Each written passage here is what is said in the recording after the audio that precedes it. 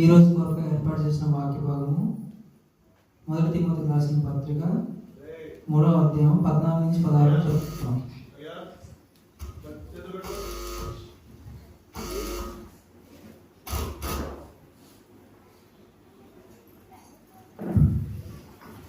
శీఘ్రముగా నీ వద్దకు వత్తునని నిరీక్షించుచున్నాను.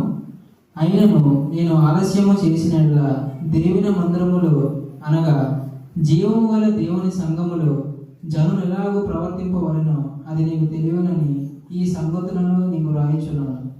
ఆ సంఘము సత్యమునకు స్తంభమును ఆధారునై ఉన్నది. నిరక్షేపముగా దైవభక్తిని గూర్చిన మర్మము గొప్పదై ఉన్నది. ఆయన శరీరుడుగా ప్రత్యక్షమాయను.